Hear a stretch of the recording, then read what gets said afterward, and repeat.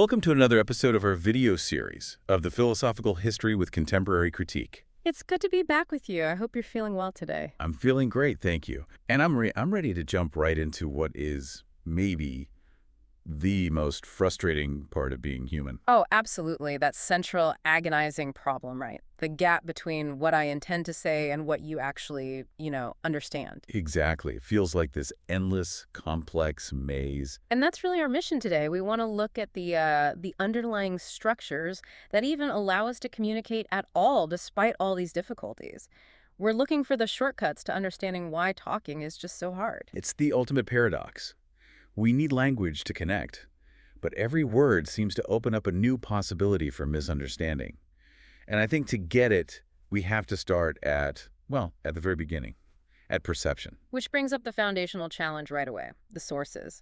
They really suggest that our visual perception comes before language. So when you hear me say red ball, The image just pops into my head. it's right, before the concept fully registers.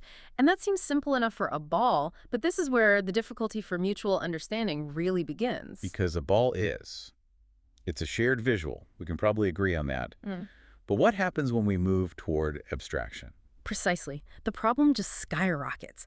Take a really dense, historically loaded term like secularism. You and I can both use that word, but how do we ever verify that the whole web of emotion and history attached to it in your mind is the same as in mine? We can't. If understanding is just about matching those private mental pictures, then we're basically isolated from the start. Communication becomes a guessing game, immensely difficult. And that isolation, that leads us straight into the philosophical abyss, doesn't it? Absolute skepticism. Which brings up that famous position from the 5th century Greek sophist Gordius. This is kind of the peak of doubt, isn't it? Oh, it's the nuclear option of skepticism. He basically said, being does not exist. If it exists, it cannot be known. And if it is known, it cannot be communicated. Just a total breakdown. And this is where philosophy does its classic, beautiful little countermove.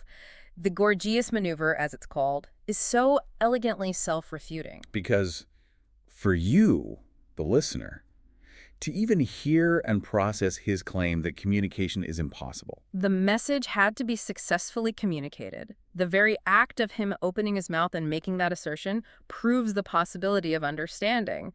It collapses on itself. So that pushes back hard on this more modern idea of the special language, right?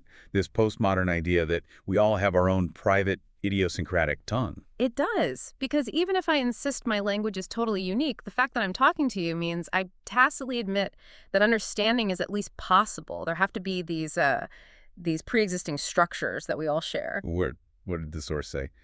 Doomed to the project of meaning-making. Exactly. It's not optional, which is why literal meaning is so incredibly important. I was just thinking about that. We talk a lot about subtext, reading between the lines, especially in art and drama. Of course. But sometimes in daily life, we overdo it. You ask, did you like the coffee? Yeah. What you really mean is, are you mad at me? And that can create this deformation in the conversation. And here's the key insight. The existence of subtext, of reading between the lines, absolutely requires the existence of the literal text, the lines themselves. It's parasitic on it. Perfectly put. It is. If you only talk in hints and codes, you lose your anchor. You can't go back and say, no, what I literally said was, you need that stability to have a productive conversation. So bringing this into our actual lives, this shared structure is vital for relationships, isn't it? The sources connect successful communication directly to happiness. They do, and specifically, it has to be framed as an ongoing, never-closed dialogue. What I found fascinating was the link between duration and agreement. You mean the longer you talk, the more likely you are to agree? Essentially, yes. The longer the conversation is allowed to continue, the higher the chance of success. If you try to rush it to force a resolution right now, You just increase the stress. you do. And the chance of misunderstanding skyrockets. A conversation that slams shut is probably one that's failed. And modern technology just pours gasoline on that fire, doesn't it? Texting, phone calls. We strip away all the helpful stuff. All of it. The body language, the facial expressions, the tone, it's all gone. This new environment demands what you might call a special hygiene, a new user manual. You can't just type like you talk. You absolutely cannot. It leads to huge errors because that crucial context is missing.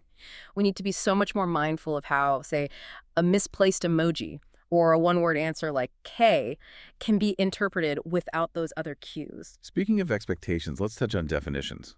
Defining something, whether it's a red ball or lake lick, seems to just increase the stress because it narrows the field and makes disagreement more likely. And that raises a really important question. Why do we expect our language to be so perfect, so, rational and precise all the time? Because we're measuring it against math. I think that's exactly it. Mathematics is designed to be context-free. 2 plus 2 is always 4, no matter who says it or where they are. And we get disappointed when human language, which is inherently messy and metaphorical, doesn't live up to that impossible standard. We blame the language, but really our expectations are just unrealistically high. It's that old dream, the one Umberto Eco wrote about in The Search for the Perfect Language. This idea that we could create a perfectly rational, universally binding language. A language without ambiguity. And it's a beautiful dream, but it's a fantasy. A mature approach means accepting the beautiful messiness of human language, not trying to force it into a purely logical box. That need for mature understanding brings us to context.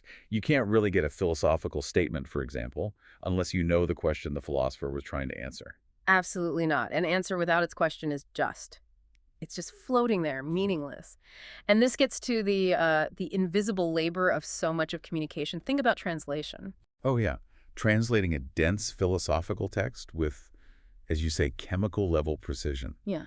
That's incredibly difficult. It is. And the great paradox is that the better the translator, the more invisible they are. Their job is to be a perfectly transparent window between the author and the reader. And because they're invisible. Their work is completely undervalued. It's like a good referee in a game. The better they do their job, the less you even notice they're there. This applies to publishing, too. I mean, the critique in the sources about those cliché book jacket blurbs. This book takes you on a journey. Right. It tells you nothing. Yeah. It gives you no context. Exactly. What we need to know is, what was the specific intellectual crisis happening in France in the 1980s that this author was responding to? Give the reader the question so they can understand the answer. Let's shift a bit to aesthetics. We all have these gut reactions to words. A new word might just sound ugly or jarring. We do. It's a natural human reaction.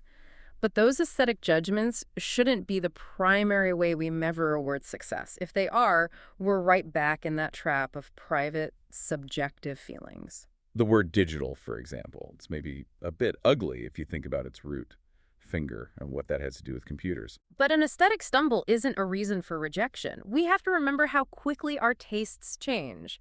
The best example is Günaydın, good morning. Which was coined in 1923. And people despised it. They really did. The press in the 1930s called it ugly, artificial, unnatural. And today it's just how you say good morning. It couldn't feel more native. And that's the lesson for you, the listener. Be really skeptical of your own immediate, strong, negative reaction to a new word. Utility and time are the real judges, not our first impression. But sometimes language just needs to break the rules, right? To have some fun. Humor and music. They're called escape routes. They absolutely are. They're mechanisms that increase life's mobility. A creative defense, especially for younger people or marginalized groups, against language that feels too rigid or oppressive. You see this happening in real time on social media, the way slang evolves. I'm thinking of how Kardashian, blood brother, becomes. Kanka, and then Kanka becomes Pampa. Right. It's this constant playful evolution.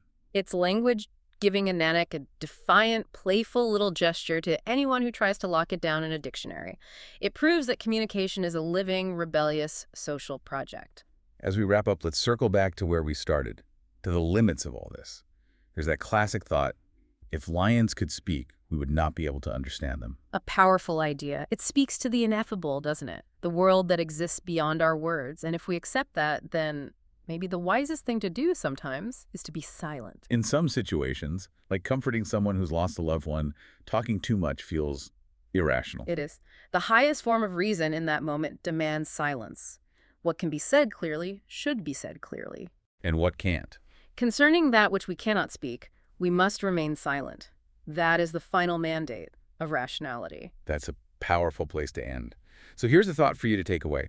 If poetry is what we use when reason fails, think about where in your own life you default to silence, or maybe to a kind of poetry or simple gesture, when words just aren't enough. An excellent thought. Until next time, we look forward to continuing this project with you. We certainly do.